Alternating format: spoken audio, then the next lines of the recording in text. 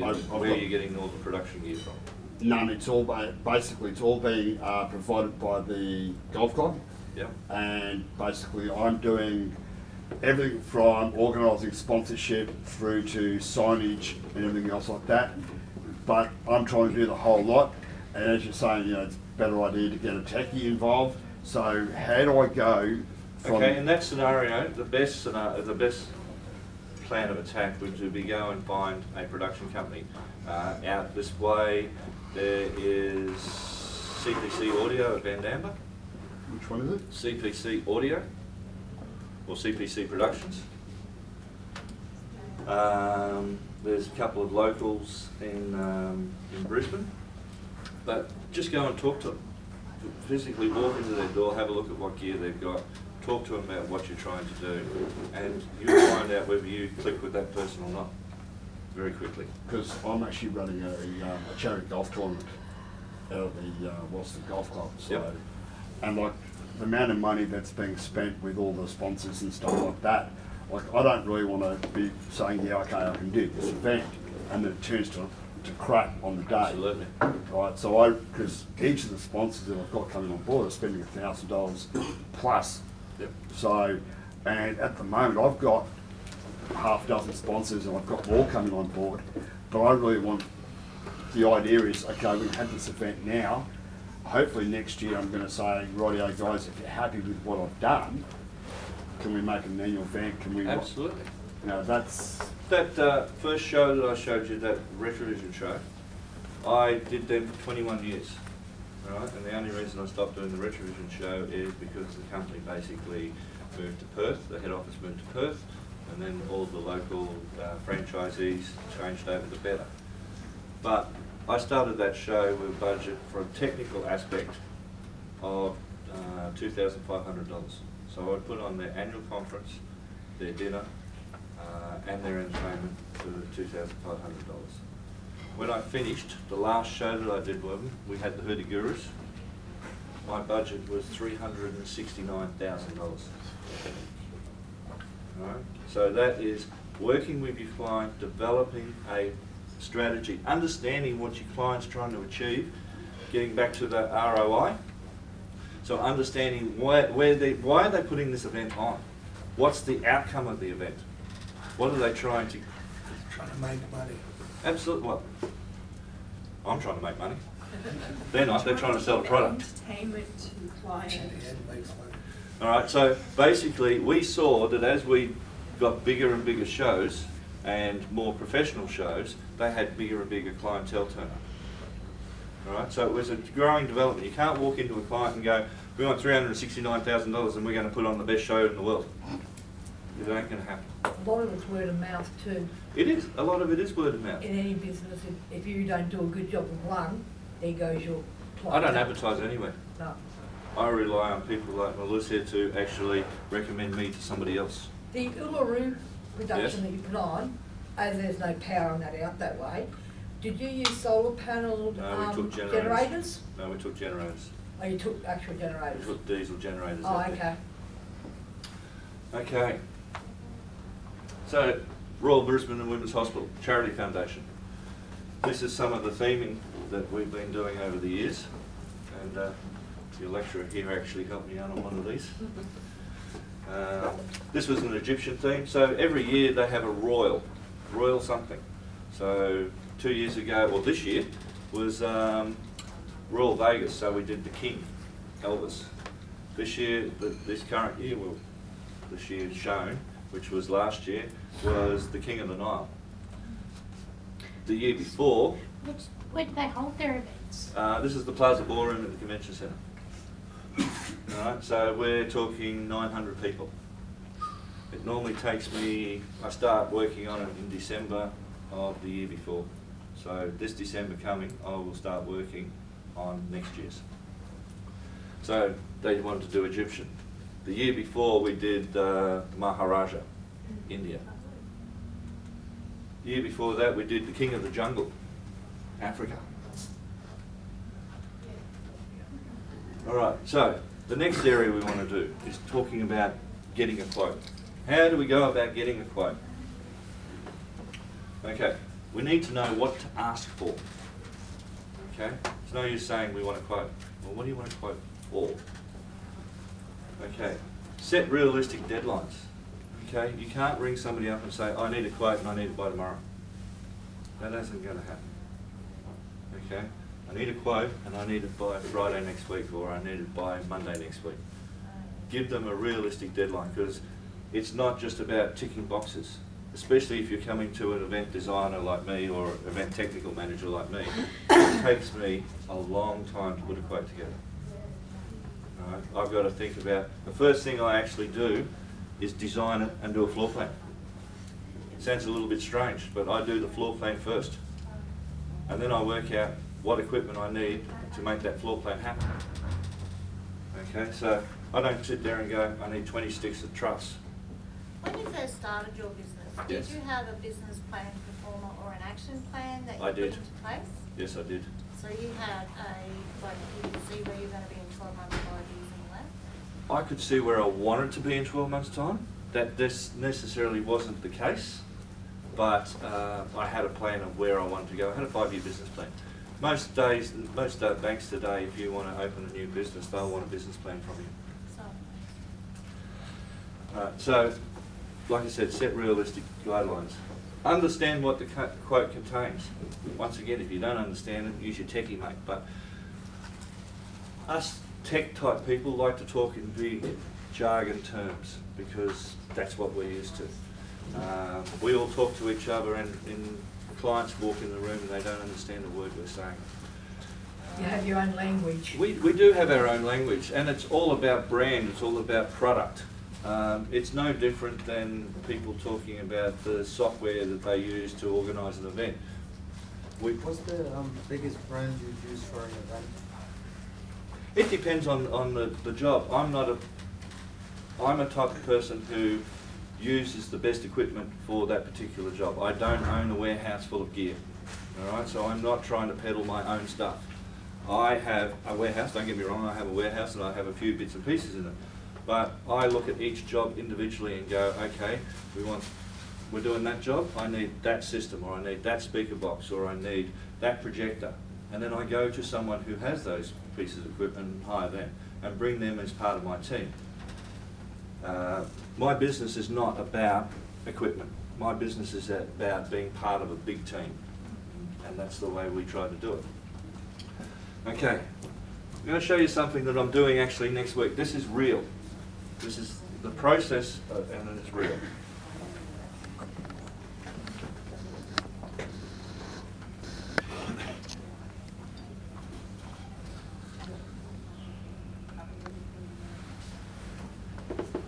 You might have seen this on television in the last couple of weeks. It's been the worst drought in living memory, and now it's time for us to reach out for the West. Head out to Longreach from September 25 for a massive weekend of celebrations. Catch Paul Kelly and Troy Casadei live at the Drought Appeal concert at the Hall of Fame. Back it up the next day at the famous country racing event of the year, the 125th annual Longreach Races. But today's show is heading west. For all the details, go to longreachtourism.com.au. And do your bit for our mates out west. Okay, so next week, actually next Monday, I drive to Longreach. Okay, got a little 3-ton truck, full of gear, and I drive to Longreach. What we got out there is, as you saw, Paul Kelly and Troy Casadei doing a concert. It started off as a free concert in front of the Stockman's Hall of Fame. It's now $10 a ticket. And I'll tell you why. Okay, at the same time, it's 125 years of the Longreach Cup.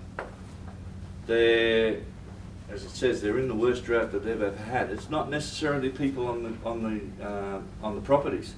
It's also affecting the people in the towns, because the people on the properties haven't got money to spend. They can't go into town and spend it. So all the people in the shops and who run the businesses are all going bust. We're talking about 100 people a week walking off their properties and just handing them back to the banks. All right? It's so bad out there. So, Paul Kelly. Who hasn't heard of Paul Kelly?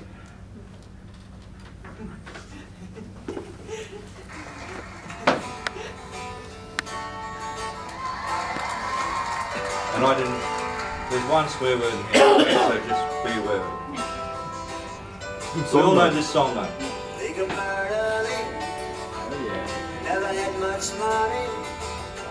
Then when he got laid off, they really hit the skids. Started up his drinking, then they started fighting. Took it pretty badly. She took both the kids. She said, I'm not standing by to watch you slowly die. So watch me walking out the door, out the door, out the door.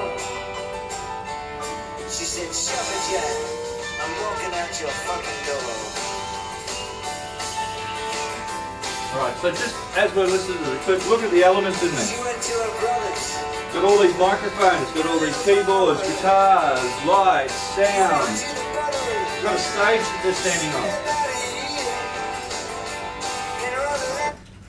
on. Okay, Paul Kelly concert, the poster.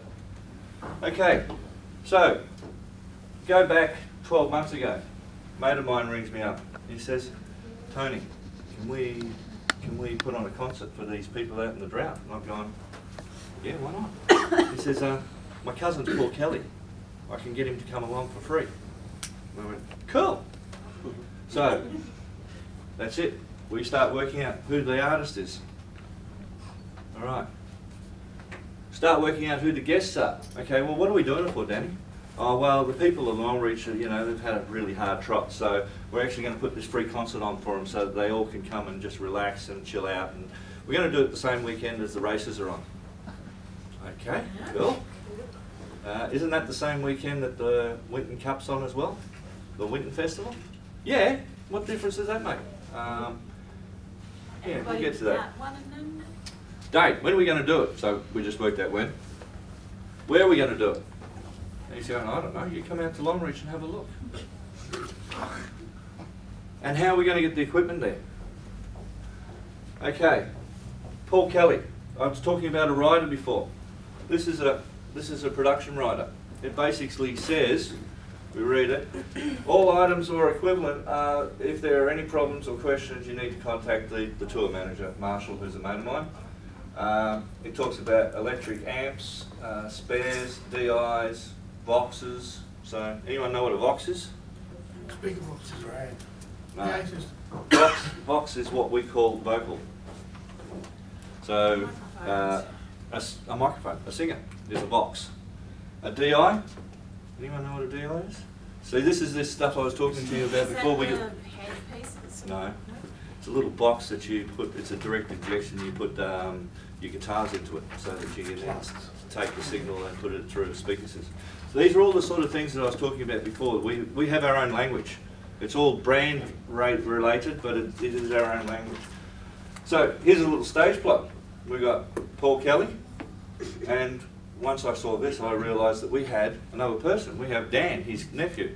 He's coming out as well, and he's going to be playing guitar. We've got sends. So a send is a foldback wedge, and it's a particular, that signal is 1 cent. So these are the type of things that we needed to start thinking about. Backline requests. He wants a guitar, preferably a Fender Blues. Right, so it's Longreach. Where am I going to get a Fender Blue out there? It doesn't exist. Okay, so this is Paul Kelly's rider. What do I need to do? I need to get a quote. All right, I'm the production guy, but I also, like I said before, I don't have all this gear. I run my business differently to a lot of other production guys, where I actually choose the right equipment for the particular job. Right? So I don't have millions of dollars worth of gear sitting in the shed doing nothing and saying, oh, you need to use this piece of equipment because I've got to pay my rent. I don't have that. Right? I choose the equipment I need for the particular job. So I'm going out to Longreach. I need to start thinking about what gear I need to take out there. There's nothing in Longreach.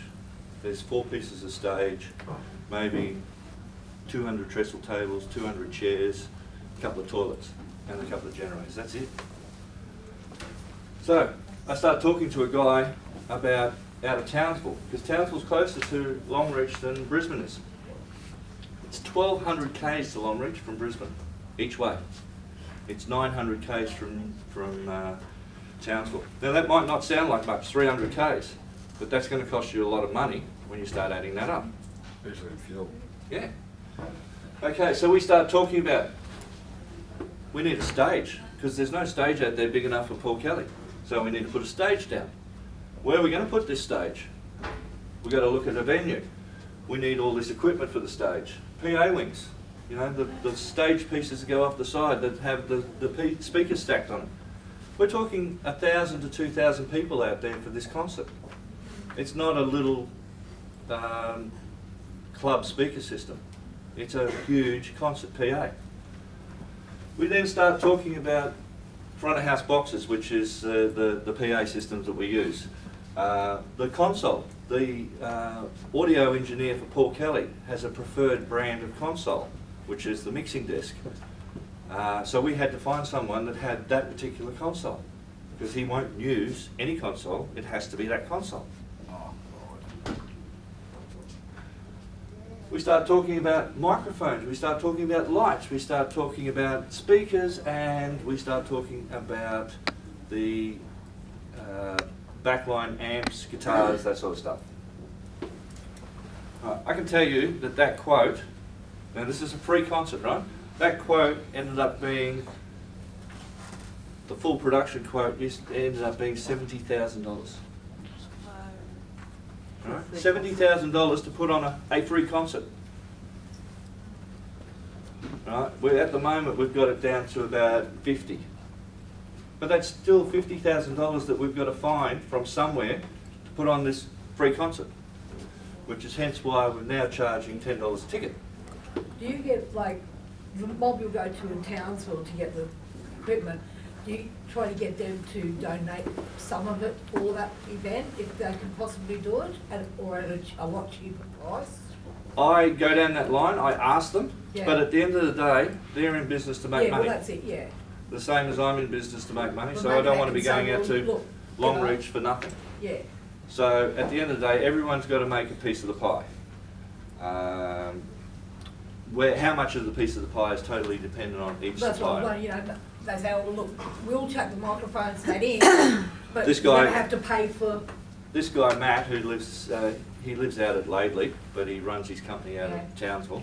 Really nice guy. I've been out to Birdsville with him. He's taken gear out there for me.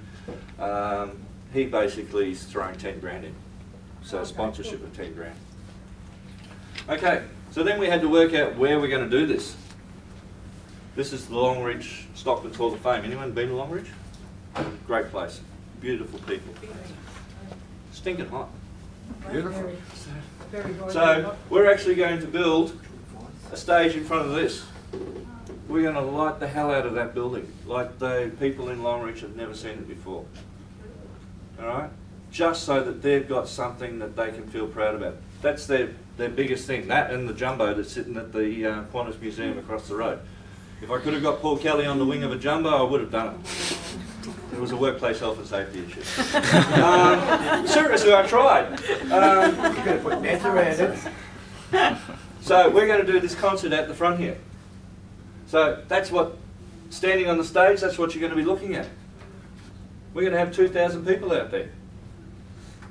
If not more. Well, I hope more. Okay, so this is a floor plan that I've done in the area. Google Earth, gotta love it. You can actually take a photo of the area, put all your production elements in, and we're laughing. So as you can see here, here's a photo of the stage we're taking out. It's going to sit there. We've got VIP seating, so some people are paying a lot of money to come out on a chartered flight that we've organised. We've got the front of house, so front of house is where the people mix from so that they can hear the sound. And then we've got the bar areas and people. It's a big picnic.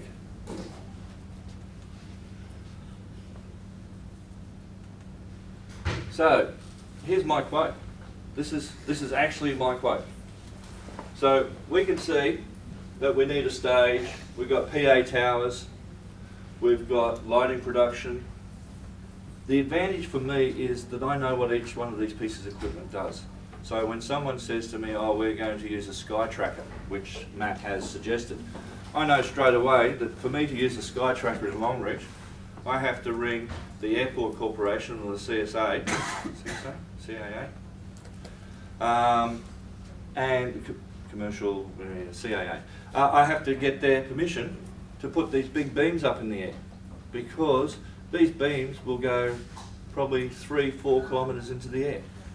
Right? So if there's any planes around, it's going to affect the planes. I know for a fact that there was no issue with it because Longreach Airport closes at 7 o'clock at night. But having said that, I still have to ask permission. But knowing that the piece of equipment was on there, I knew that I had to ask permission. All right, so there you can see it's $53,000. That means I am taking, not only am I taking the production crew from Townsville, who are going to set up my stage and everything, I'm also taking 5 guys myself. My audio engineer, the guy I handpicked to do the job, my lighting operator, I handpicked him. He's from the convention centre here in Brisbane. But I went, do you want to come to Longreach for the weekend? Yeah, cool, not a problem. So, yeah. So is That's that, it. that's the whole quote, including the cost of what it costs to get the man stuff from Townsville? Yep. And who's gonna, because you're not gonna properly cover the cost of tickets, so who's gonna be footing? We had to organise sponsorship. So you got enough to cover all the We hope sponsorship? so. Keep fingers crossed for you. Yeah, there's a lot of contingencies that we have up our sleeve. Small one was that Horizon Rail, the transport company, were actually going to give us a truck so we could take all the gear out there. They rang me on Monday and said, we can't help you with a truck, all our trucks are off the road or they're being used. And so I had to go to Avis and get a truck. Well, that's a cost that we didn't allow for. And Avis are in the money of in the business of making money, so they went, well, we'll give you a cheaper rate, but we still have to make money. I've still got to pay for fuel. So there's all those considerable contingencies that we need to be aware of. All right, thank you, ladies and gentlemen. Has anyone got any questions? How do you usually figure out the risk when you're setting up that stage? How do I figure out the risk? Yeah, like if anything happens, how do you, before it actually happens, how do you? We do risk assessments every way through the process. So with 35 years of experience, I've pretty well seen people walk off stage. I've seen grand pianos pushed off stages. You've seen it all. So you have a tendency to know what's going to happen and what could happen. So and do you usually have like a plan for it? or Oh, something? absolutely. We have a document it's called a SWIM, Safe Working Method Statement. So we run off those. We have risk assessments.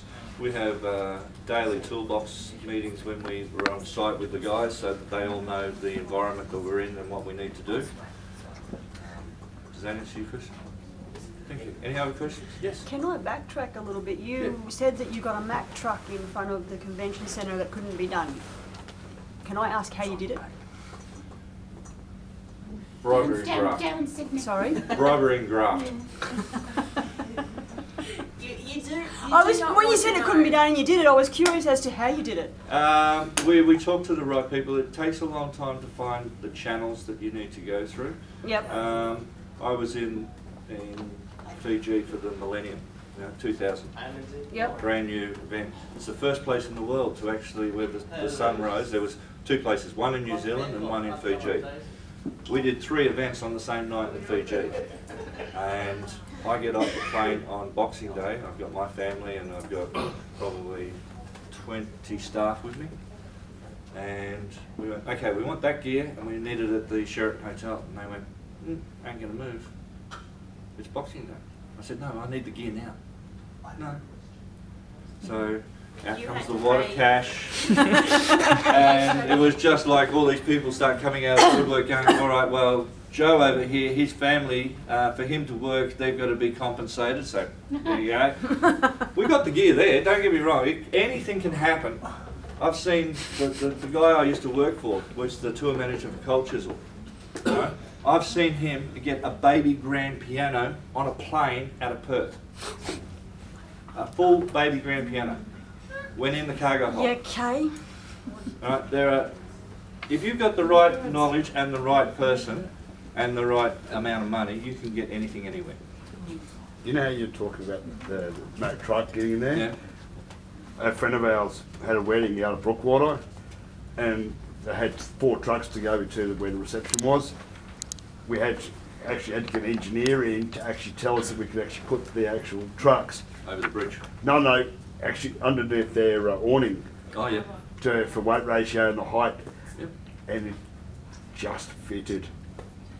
You know. Absolutely, yeah. So basically what the moral of the story is, when someone says no, it can't be done, it's actually kind of a secret code for, well, maybe. There's a bit of that. There is a bit of that. There's a but way. yeah. Yes. You said that besides your contacts at university, was a waste of time, basically. That's probably the wrong terminology to use. That's I learned stuff at university. It made me a rounder person than I was, but the biggest problem was that I'd been working for 4 or 5 years out in the real world. Yeah. I'd been touring with bands. I'd been touring with shows. I was, a stage manager on shows. I was able to build scenery. So when I went to uni, it was start from the scratch.